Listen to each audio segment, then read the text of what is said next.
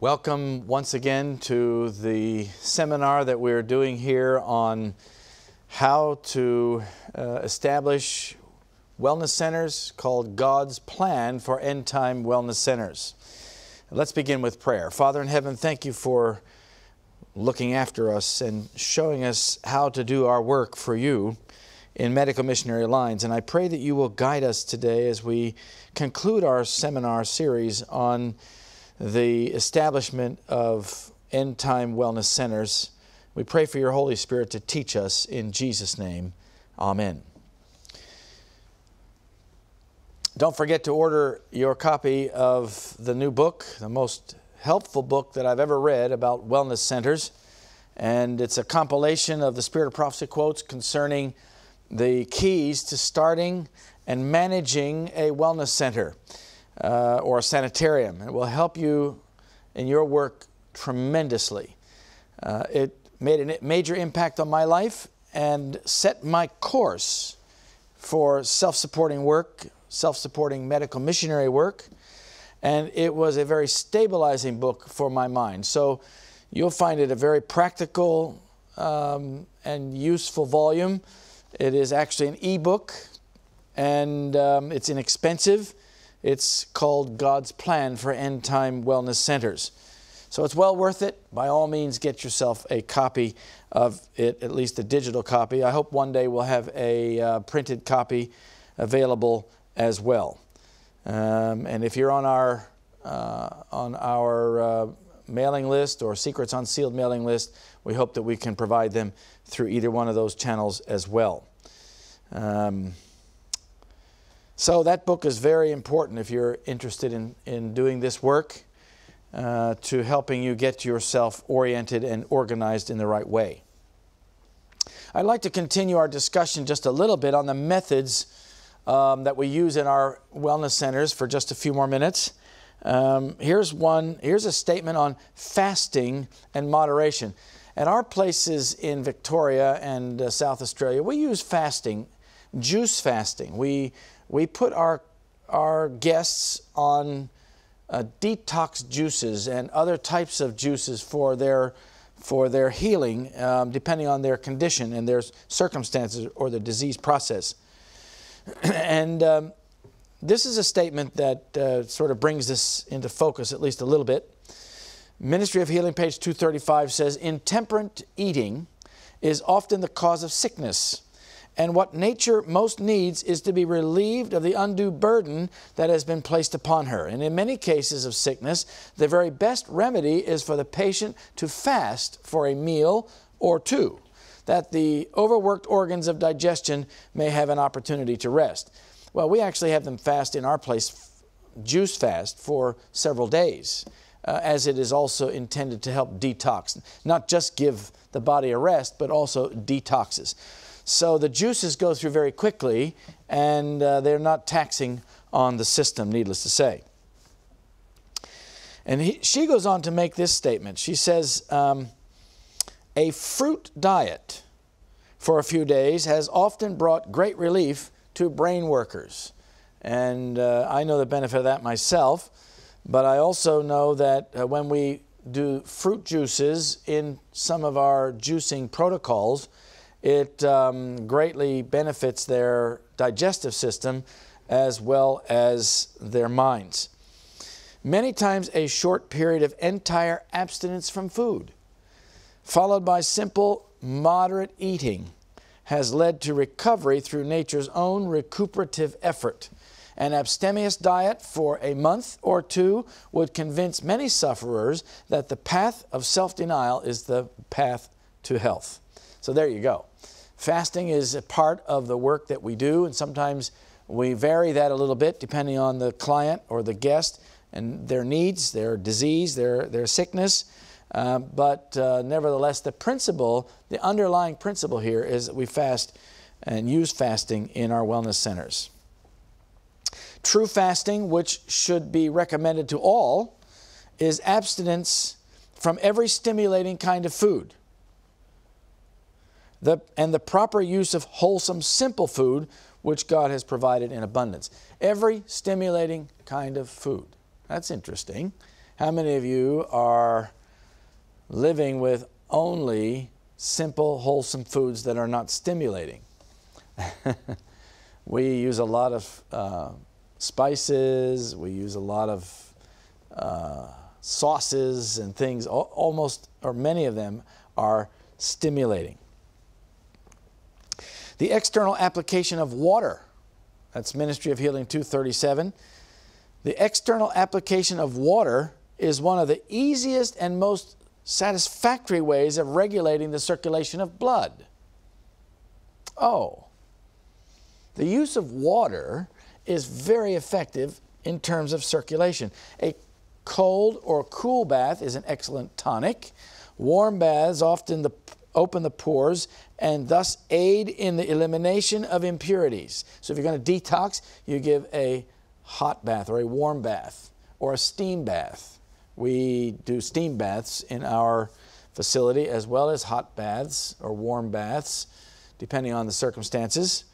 And it's a very good way of detoxifying the body, especially for smokers and a lot of people who've eaten a lot of meat over the years. And it's a general way of improving the body's ability to get the impurities out of it. Both warm and neutral baths soothe the nerves and equalize the circulation. Now, hydrotherapy is something that's actually quite well developed. Even though it has fallen into disuse today in the medical world, in wellness centers, it has become a very powerful tool. Fomentations can greatly improve the circulation in areas where they are applied. And here's the principle. What you do to the surface of the skin in terms of temperature also affects the organ under the surface. So if you're going to need to solve a problem, you need to stimulate the kidney circulation, you can apply a fomentation and then a cold mitten friction or something over the area, and you're going to stimulate the circulation within the body, in the organ itself.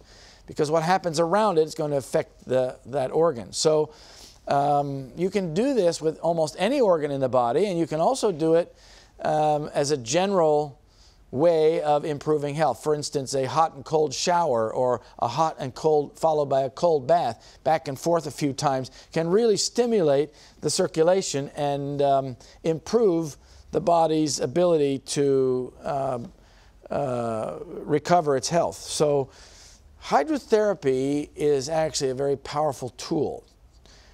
Learn hydrotherapy, be trained in hydrotherapy, and you will be an effective medical missionary in many ways. Here's the 7th volume of the Testimonies, page 76. But many have never learned by experience the beneficial effects of the proper use of water, and they're afraid of it. Interesting. Water treatments are not appreciated as they should be, and to apply them skillfully requires work that many are unwilling to perform. But none should feel excused for ignorance or indifference on this subject with water treatments. You get that? There are many ways in which water can be applied to relieve pain and check disease. Actually, there's some very good hydrotherapy methods that can be used to relieve pain and of course, stop the disease process. One of the very interesting therapy treatments that we use fairly frequently, especially for detox, once again, is the wet sheet pack. You have an ice cold sheet on top of several warm blankets, wool blankets. You know, the patient lays down on that cold sheet and you're wrapping them around them, and of course it's very chilly at first, but then the body brings the circulation to the surface and it warms up the surface of the skin and the sheet, and they actually sweat in that wet sheet pack, and it really helps them to detoxify. But it is also a tranquilizer. I've actually used a wet sheet pack in dealing with someone who's coming off of drugs, illicit drugs, you know, like heroin or crack or cocaine or just whatever.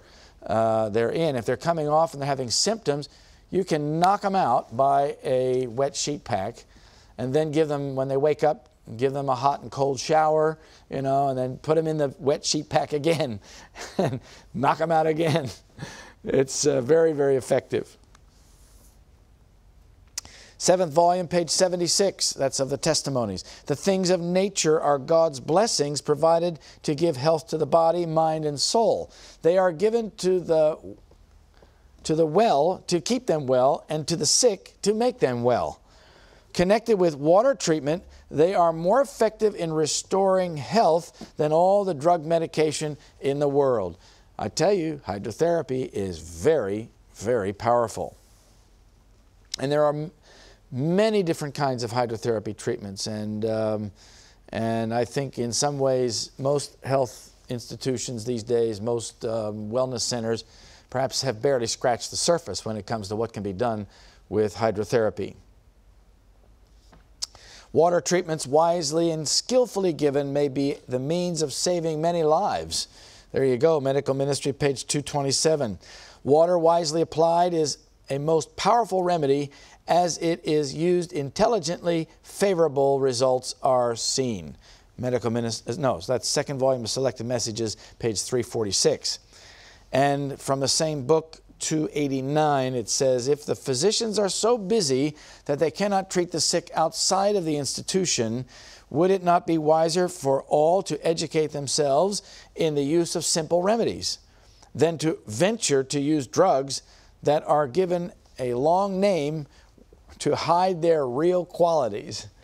Why need anyone be ignorant of God's remedies? Hot water fomentations and cold and hot compresses. These are the things that she mentions as useful and powerful remedies.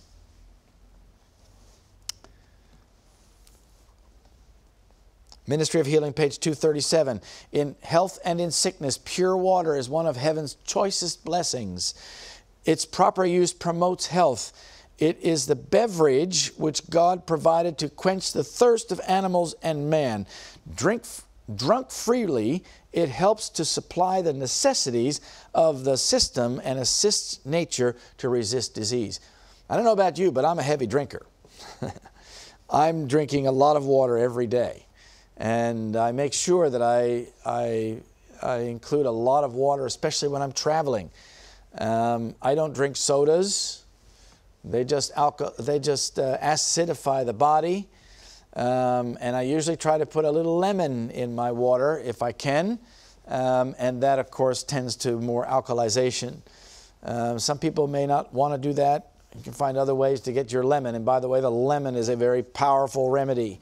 In many different ways, the lemon has effect on the body that's very good for it. So, you know, whenever you can use lemon, by all means, please do so. And teach your guests to use lemons. Now, when I say I'm a heavy drinker, that means I drink water. I drink a lot of water. Perhaps a gallon a day. You know, to flush my system and keep it clean and keep it detoxed, and you know, all the other benefits that come with it. And yeah, I have to go to the men's room more, or the bathroom or toilet, whatever, more often than I would otherwise, but it's worth it. And here's how I remember how to do this. Whenever I go to the restroom, then I drink water. You follow your visit to the restroom with water, and that helps to helps you to remember to drink more water. All right. Trust in God's power. That's one of the 8 natural remedies. Here's a statement from Ministry of Healing, page 62. Courage, hope, faith, sympathy, love promote health and prolong life. These important positive emotions are designed by God to strengthen the system, including the immune system. A contented mind, a cheerful spirit, is health to the body and strength to the soul. And when I see people moping around, always with a frown on their face or without a smile, I try to cheer them up in some way or another. Proverbs 17:22 says, a merry rejoicing heart, or a merry heart, doeth good like a medicine. Faith is a mightier conqueror than death. If the sick can be led to fix their eyes in faith upon the mighty healer, we shall see wonderful results. It will bring life to the body and to the soul. Ministry of Healing, page 62. Another statement, Medical Ministry 195. Often in the care of the suffering, much attention is given to minor matters, while the patient's need of the great all-saving truths of the gospel, which would minister to both soul and body, is forgotten. And when you neglect to offer prayer for the sick, you deprive them of great blessings. For angels of God are waiting to minister to these souls in response to your petitions. So we have to trust God and God's power. You know, when as workers in a wellness center, we have to exercise trust and faith, and we have to encourage our clients, our patients, our guests to exercise faith. So it goes together. The two things run hand in hand. In every possible and pleasant way, those who know the truth should seek to reveal the power of the grace of Christ. In every pleasant and possible way. Medical Ministry, page 13. Some have asked me, why should we have sanitariums? Why should we not, like Christ, pray for the sick that they may be healed miraculously? I have answered, suppose we were able to do this in all cases. How many would appreciate the healing? Would those who were healed become health reformers or continue to be health destroyers? In other words, they could get themselves right back in the same place where they've been. Remember, many of the miracles of Jesus were about forgiveness of sin. And these people were told to go and sin no more. They were told to change their ways so that the things that brought upon them the disease would not happen to them again. Go and sin no more, lest a worse thing come upon thee, Jesus once said. And so, you know, it's important that we teach them how to live according to the principles of God's Word. Fifth volume of the Testimonies, 443. The physician should know how to pray. In many cases, he must increase suffering in order to save life. And whether the patient is a Christian or not, he feels greater security. Did you get that? Even if he's not a Christian, he feels greater security if he knows that his physician fears God. It's interesting. Even the atheist knows that the physician is more capable or more effective or more under a guiding hand if prayer is given for him. Prayer will give the sick an abiding confidence. And many times if their cases are borne to the great physician in humble trust, it will do more for them than all the drugs that can be administered. So, God has given us plain directions regarding our work. In 9th volume of the Testimonies, page 233, we read this. God has given us plain directions regarding our work. We are to proclaim the truth in regard to the Sabbath of the Lord, to make up the breach that has been made in His law. We are to do all we can to enlighten those in ignorance, but we are never to confederate with men of the world in order to receive financial assistance. This section is on finances and wages and operations of a wellness center. And I want to point out that that those who are involved in God's work must never compromise and never confederate with men if they want to receive financial assistance. In other words, God knows how to provide from people who support the work that we do and believe in the work that we do. Why not ask the Gentiles for assistance? she goes on to say in Special Testimonies, Series B, number, let's see, that'd be page 26. Why not ask the Gentiles for assistance? That's financial assistance. I have received instruction that there are men and women in the world who have sympathetic hearts and who will be touched with compassion as the needs of suffering humanity are presented before them. Let men who have the ability to tell what a sanitarium should be and the need that there is for such institutions go to the Gentiles for financial aid. She's referring to secular people or people out in the world. Many of them are wealthy, and they will respond if we go to them with a request for funds, because we need to explain to them what we do and why, but they will respond, God willing, to the needs. I'll read on. The matter has been presented to me in this light. Our work is to be aggressive. The money is the Lord's, and if the wealthy men are approached in the right way, the Lord will touch their hearts and impress them to give of their means. God's money is in the hands of these men, and some of them will heed the request for help. So you can go to wealthy people or even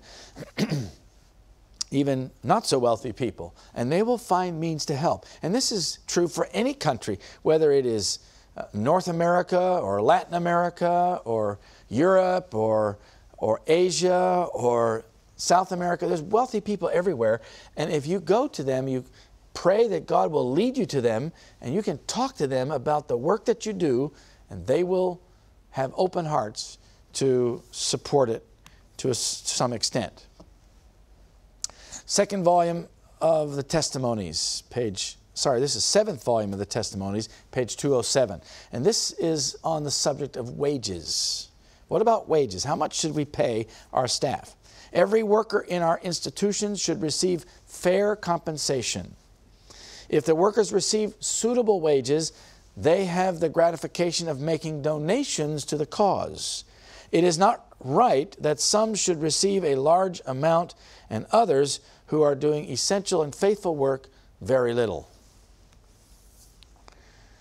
Seventh volume of the Testimonies, page 216. But the work of God in its wide extent is one, and the same principle should control in all its branches. It must bear the stamp of missionary work. So in other words, we all as staff members in a wellness center need to understand ourselves as missionaries. And that suggests that remuneration is not like you'd get in a hospital out there in the world. Every department of the cause is related to all parts of the gospel field, and the spirit that controls one department will be felt throughout the entire field. If a portion of the workers receive large wages, there are others in different branches of the work who will also call for high wages. And the spirit of self-sacrifice will become feeble. That's very important, my friends, that we keep wages reasonable, but not excessive. And that's different in every place. Every place has different economic circumstances. If a portion of the workers receive large wages, there will be others who will also call for large wages. Other institutions will catch the same spirit, and the Lord's favor will be removed from them, for He can never sanction selfishness. Thus, our aggressive work would come to an end. It is impossible to carry it forward except by constant sacrifice.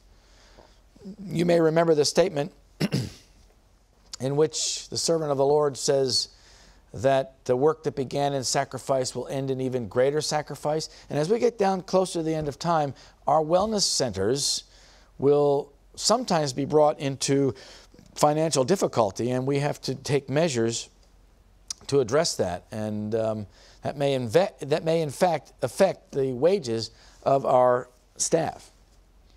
Counsels on Health, page 316. Our institutions are to be entirely under the supervision of God. They were established to sacrifice, and only in sacrifice can their work be successfully carried forward.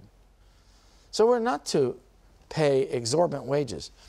No man should be granted an exorbitant salary, even though he may possess special capabilities and qualifications. That one's from 7th volume of the Testimonies, 208, and the one before that was Counsels on Health, page 316. Were the most talented workers given higher wages, those who do the more laborious part of the work would desire larger wages also, and would say that their work is just as essential as any work that is done. And that's Counsels on Health, page 299. And it's true. You know, the housekeeper is as necessary as the doctor.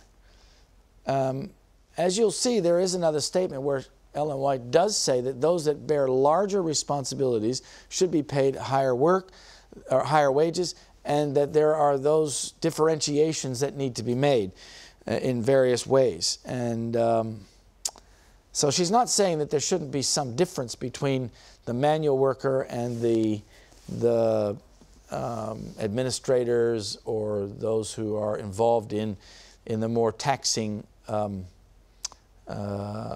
work and decisions that need to be made.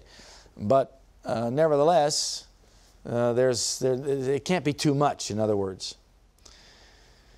This is 8th volume of the Testimonies, page 143. I wish to say particularly to the board of directors, all right? Pay attention, board members. Remember that the workers should be paid according to their faithfulness. God requires us to deal with one another in the strictest faithfulness. Some of you are overburdened with cares and responsibilities, and I have been instructed that there is danger of your becoming selfish and wronging those whom you employ. So there you go. We don't want to wrong the people who we employ. We can't expect people to live forever with a subsistence wage.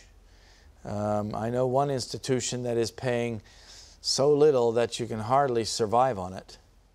In fact, I know several institutions that pay so very little that they can hardly survive. And that's not as God should have it. The workers are to be paid a living wage, a wage that is reasonable. 7th volume of the Testimonies, page 207. If a woman is appointed by the Lord to do a certain work, her work should be estimated according to its value. Some may think it good policy to allow persons to devote their time and labor to the work without compensation. But God does not sanction such arrangements. And when self-denial is required because of a dearth of means, the burden is not to rest wholly upon a few people. Presumably she's referring to women. Let all sacrifice, or rather let all unite in the sacrifice, she says. So that's a very important concept. If someone proposes something that's not in accordance with self-sacrificing principles on which our work is based, let us remember that one stroke of God's hand can sweep away all seeming benefit because it was not to His name's glory. Wow. Let us remember that we are God's servants. We are not the servants of man. When I work for an institution, as I've done for many, many years, my conscious decision is to work for God, not for the institution. So whatever I do for the institution is really what I'm doing for God. And therefore, whatever the institution does to me, if it's negative, for instance, that's God's way of dealing with me. I'm working for God, not for them. Letter 370, 1907. In view of the large work that is to be done, our laborers should be willing to work for a reasonable wage. Even if you could obtain large wages, because you're a professional person with a license and all these things, you should consider the example of Christ in coming to our world and living a life of self-denial. Just at this time, it means very much what wages are demanded by the workers. If you require and receive a large wage, the door is thrown open for others to do the same. It was the demand for large wages among the workers at Battle Creek that helped to spoil the spirit of the work there. 2 men led out in this movement, and they were joined by 3 or 4 others, and the result was a union in a course of action which, if followed by the majority, would have destroyed one of the characteristic features of the work of this message. The cause of present truth was founded in self-denial and self-sacrifice. This selfish, grasping spirit is entirely opposed to its principles. It is like the deadly leprosy, which in time will disease the whole body. I am afraid of it. We need to take heed lest we outgrow the simple, self-sacrificing spirit that marked our work in its early years. Letters 370, 1907. Our sanitariums are not to be conducted after the customs of the world. It will not be considered necessary that even the medical superintendent shall draw a large salary. We are the servants of God. So that's very, very strong counsel about the attitude of the workers. And yet the managers need to consider the needs of the workers and give them a reasonable wage. So there's a balancing statement here, or I should say they're balancing a number of balancing statements. Counsels on Health 316. At one time you made the suggestion that if the managers of our institutions offered higher wages, they would secure a higher class of workmen and thus a higher grade of work. And I hear this a lot in my work. I have people telling me many different times, they'll say things like, you pay peanuts, you get monkeys. Well, that's true in some ways and in some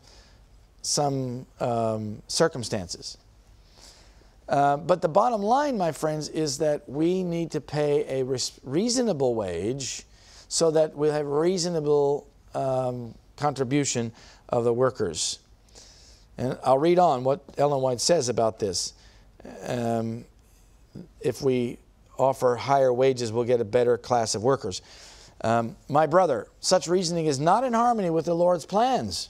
We are all His servants. We are not our own. We have been bought with a price, and we are to glorify God in our body and in our spirit, which are His. This is a lesson that we need to learn. We need the discipline so essential to the development of completeness of Christian character. Medical Ministry, page 173. Far better would it be to pay higher wages. Oh, what is she saying? Far better would it be that we pay higher wages and secure good, sensible helpers in our institutions than to accept those whom you cannot discipline and train. So there's a balancing statement here too. It seems that everywhere you turn, Ellen White is balanced in her approach.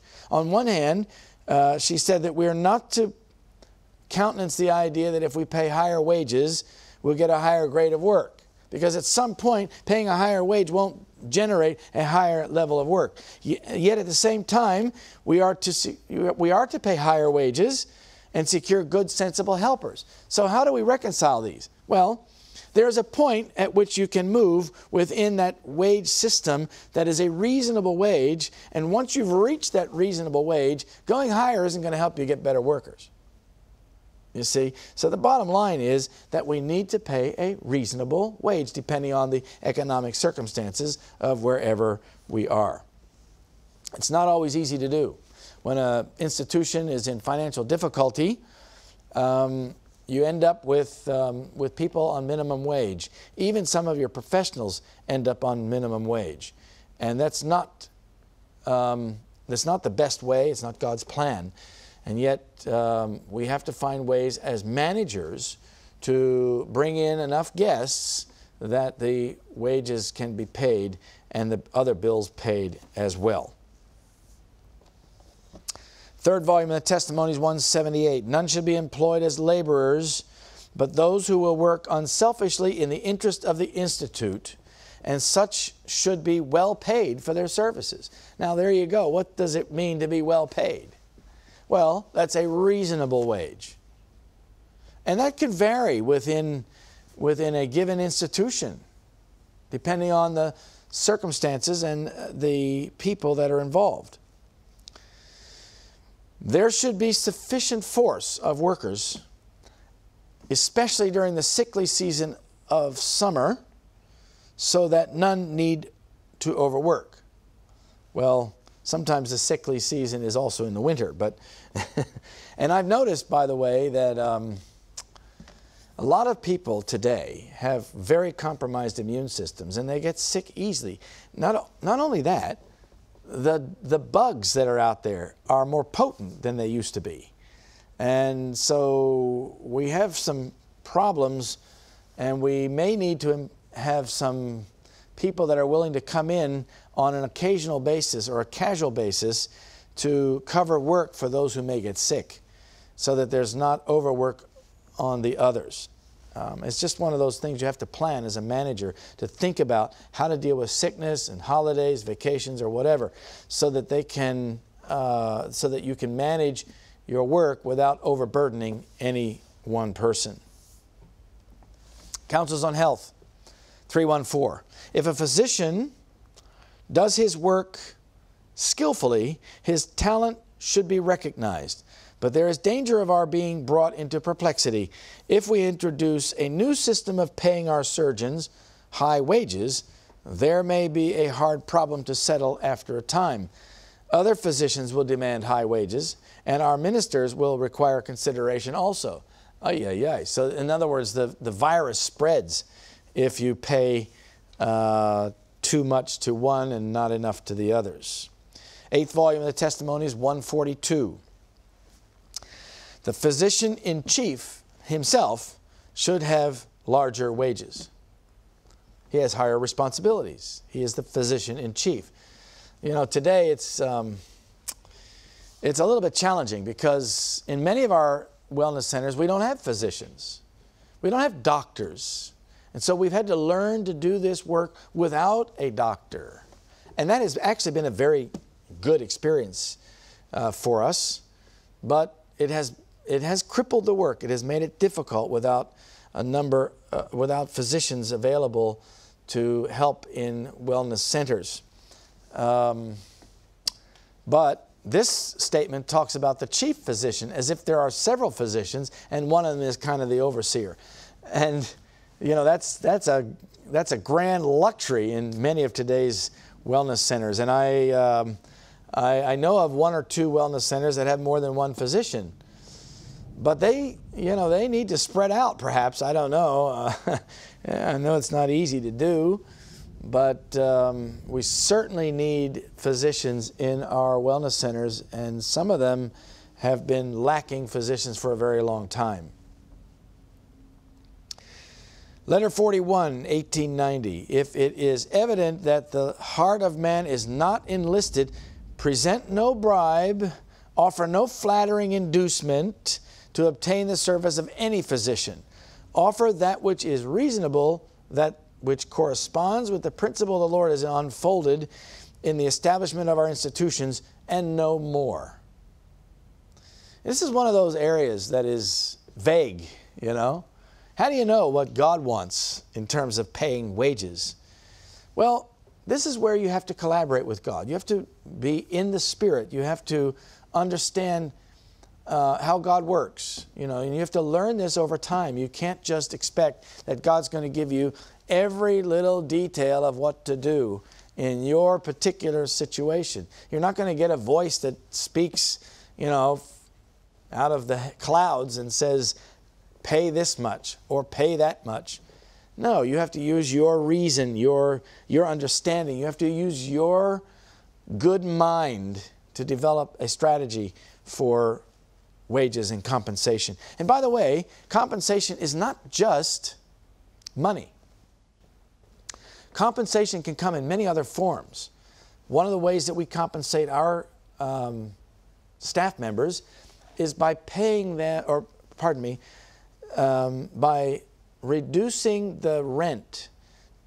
And so most of the staff members who live on campus have a low rent which they pay for the house that they're living in. That's a way of compensating them. It doesn't bring us a lot of money from that, you know, to the institution, to the management of the institution. But it is a way of supporting the staff in or as part of their compensation. when you add that in, it actually adds up quite a bit over time. Otherwise, they would have to pay market rates, and therefore you'd have to pay them higher wages. So it's just one of those things that's important to consider. Another way that you can help to compensate your staff is to let them eat food from the garden.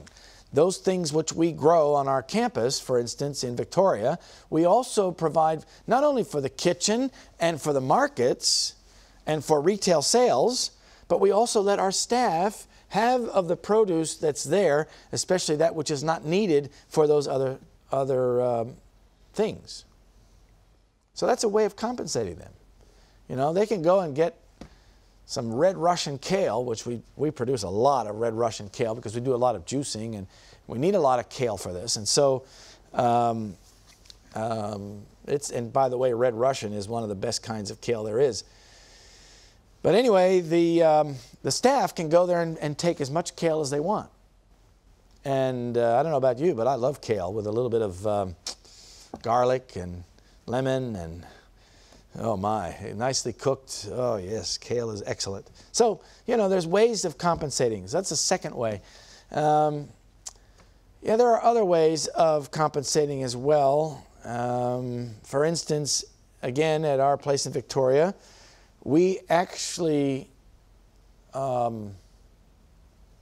cover the cost of gas for our staff homes. That's one of the utilities. We also provide firewood for those who have wood stoves, another form of providing for utilities. They pay their electricity and they pay a small rent, but that's how we can help supplement their income. And that adds up, you know, over time.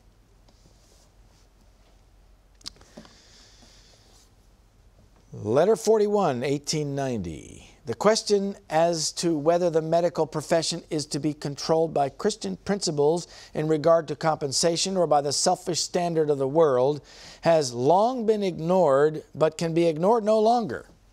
Shall the pure elevating principles of Christianity be exemplified in the physician's life? Shall his practice come under the rule and supervision of the church? Shall he practice self-denial for Christ's sake? Or is it only for a few men of more common occupation to follow in the footsteps of Jesus, while merchants, lawyers, and professional men go free to follow the bent of a selfish will? Wow, what a statement. And I guess it's pretty clear as to what she's saying.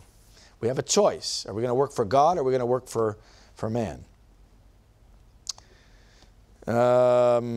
Second volume of Selected Messages, page 200. But when it comes to paying $25 a week, imagine $25 a week, that was a long time ago, and giving a large percentage on the surgical work done, light was given me in Australia that this could never be, because our record is at stake. We cannot consent to pay extravagant wages. So giving the physician a percentage of his income is actually not part of God's plan. The surgical income. And that can apply to a number of things. A number of practitioners and a number of streams of income. For instance, a physician who does insurance billing, you know, and if he pockets those funds, you know, or a portion of those funds, that's violating the counsel of the Lord. At least it appears that way, and we may have to think about that a bit more to understand how doctors are compensated in this day and age. And by the way, from country to country, that's different. It changes from place to place. Seventh volume of the Testimonies, page 216. But the work of God in its wide extent is one, and the same principle should control all of its branches. It must bear the stamp of medical missionary work. So, keep in mind the missionary aspect of the work that God has given us to do. Eighth volume of the Testimonies, 142. The institution is now in a prosperous condition, and its managers should not insist upon the low rate of wages that it was necessary in its earlier years. Worthy, efficient workers should receive reasonable wages for their labor, and they should be left to exercise their own judgment as to the use they make of their wages. In no case should they be overworked. So there you go. Give them the discretion. Give them enough to pay. Now, here's a problem. In many places where you pay a reasonable wage versus a low wage, you end up having to pay more taxes, and in some cases more into their retirement funds by law, and other things. So there are additional costs. The higher the wages, the more are those additional costs. If you're paying someone $20 an hour and in Australia, and they go on holiday, you actually have to boost their holiday pay by almost 10%, because that's the law. So while they're on holiday, they get paid a higher wage than when they're actually working. It's mind-boggling, really. Australia is one of the most difficult business environments to work in, and you really have to figure out how to manage the finances in a very effective way, because you have costs, and everything costs perhaps almost double than what it costs in America, and perhaps triple or quadruple as it would cost in some other parts of the world. But anyway, there are cases where a difference must be made. There are men connected with the publishing houses who carry heavy responsibilities and whose work is of great value to the institution. So this is talking about publishing workers, but it applies more broadly. In many other positions, they would have far less care and financially much greater profit. All can see the injustice of paying such men no higher wages than are paid to mere mechanical workers. So this is the men who carry heavy responsibilities. These are the managers, those who look after the more stressful aspects of the ministry or the business or the enterprise, whatever it is.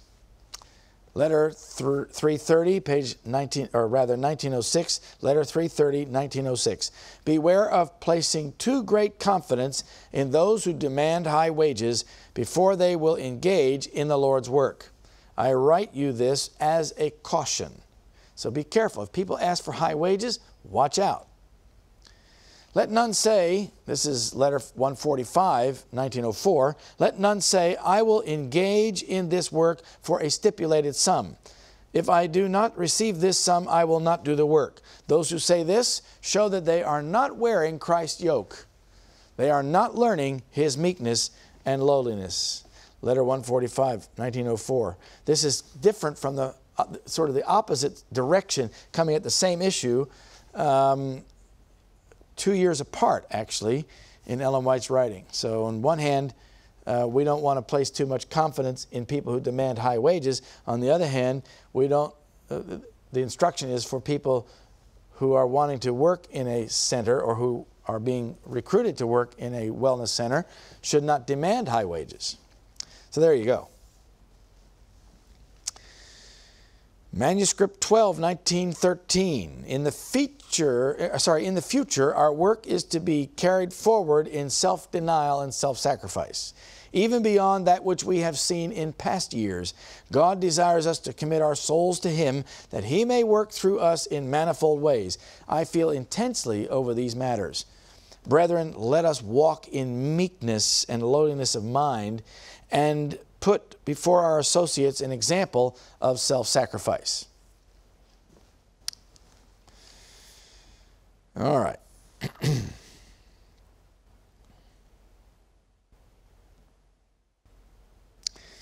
Here's an interesting danger in a wellness center. First volume of the Testimonies, 633. I had taken great interest in the health reform and had high hopes of the prosperity of the Health Institute. When I learned with pain that in order to make the institution popular with those not of our faith and to secure their patronage, a spirit of compromise was rapidly gaining ground in the Institute, manifested in the use of Mr., Miss, or Mrs. instead of brother and sister. And in popular amusements in which all could engage in a sort of comparatively innocent frolic. When I saw these things, I said, this is not that which was shown me as an institution for the sick, which would share the signal blessings of God. This is another thing. Wow. So, you know, obviously she was unhappy with the use of Mr., Mrs., Miss, perhaps even doctor, or whatever other term might be, whatever other formal term might be connected with the way we address one another. And we are to address one another as brother and sister. And that provides a spiritual way of communicating. And if it's done around the guests, they pick up the spiritual influence of the wellness center. So there's something to think about. The danger of lowering standards. Testimonies for the Church, Volume 1, page 564. I saw that the high standard should not be lowered in the least in order that the institution may be patronized by unbelievers. If unbelievers choose to come while its conductors occupy the exalted spiritual position which God designs they should, there will be a power that will affect their hearts. With God and angels on their side, His commandment-keeping people can but prosper. Well, that's a very encouraging statement about the spirituality of our wellness centers. Here's another danger. Sanitariums are not to be hotels. We are not building sanitariums for hotels. Receive into our sanitarium only those who desire to conform to right principles. Those who will accept the foods that we can conscientiously place before them. Should we allow patients to have intoxicating liquor in their rooms, or should we serve them with meat? We could not give them the help they should receive in coming to our sanitariums. Wow. I have been thinking about this matter because I was approached at one stage by someone who suggested we run an Airbnb. Airbnb is a modern web platform that puts people together with travelers who have an extra bedroom, or they're using their place as a accommodation for travelers. And it provides them with a mechanism for selling their rooms in their homes, for instance. Well, it was suggested that we use our Abide Wellness Retreat in Victoria as an Airbnb, and I was actually in favor of this until I read this statement. And when I saw this, I realized that this would not be good, because it would create a dichotomy between the visitors that come, the travelers that come to stay in the Airbnb side, and with the guests that are in the program learning to improve their health. There's a different set of interests, a different set of goals, different set of issues between those two types of guests. And that would create a conflict. And so it's important that we remember that in terms of our sanitariums. And so they're not to be used as hotels. Here's an interesting statement from Counsels on Diet and Foods, page 290, concerning flesh meat. It's almost a conflicting statement in some ways with what she's already said in other places about the use of flesh meat. She says, I have been plainly instructed by the Lord that flesh meat should not be placed before the patients in our sanitarium dining rooms. Light was given me that the patients could have flesh meat if, after hearing the parlor lectures, they will urge us to give it to them, but that in such cases it must be eaten in their own rooms. Personally, I prefer that we just simply not take in guests who are going to insist on having their flesh meat in the campus. But she does give that as an option for those who may insist on having the flesh of animals, but aren't willing to go on their way and leave the health retreat alone. So it may be a way of witnessing to them over time. It may be a way of showing them the Lord in some kind of a way by this method. But anyway, I don't particularly favor that use of flesh meat. Now, before I close, I want to show you a few slides that would be from our health retreats in Australia, so you can get an idea how they fit with the council. And I'll just show you a few slides that go with that. This is the main sign at the entrance of our Victorian retreat, our wellness retreat. It's called Abide Wellness Retreat. We take that straight out of John 15, not because we're trying to push religion on them, but it's subtle. People don't think of it as a religious statement so much in Australia. But come abide with us for a while, okay? And it's a very welcoming concept. This is this second picture is the wellness retreat itself, and it is only part of the building, but you can see that it is in a beautiful mountain location overlooking the valley below, which goes out to the north. Here's the servery, and you can see how the food is prepared in an attractive way, and it's also very tasty food. Here is a gazebo that was made by one of our staff members that the guests can look out over the beautiful scenery of the large lawns. This is the school building that we use to train our students and to hold other functions. This is the entrance to the school building. It's called Acacia Academy. And I don't have time to give you all the reasons for that, but that's what's being used for that work. Here's one of our staff homes. It's actually a duplex, or a double flat as is often called. This is some of the beautiful nature. We have the lorikeets, the colorful lorikeets. We have the beautiful flowering plants. Here's some rhododendrons in the spring, a giant rhododendron tree. And this is a picture of our wellness retreat in South Australia, which is a beautiful spot that is in front of a lake there. It's under development at the time I'm sharing this seminar, and it will be a powerful tool in the hand of God. There's another picture of the flowers and the dam, the lake that's there with the water lilies, and it is a beautiful 20 acres over in South Australia. It's about 50 miles south of Adelaide. All right, well, that gives you a little overview of some of the things that we do, as well as an overview of God's counsel regarding sanitariums or lifestyle centers or wellness retreats.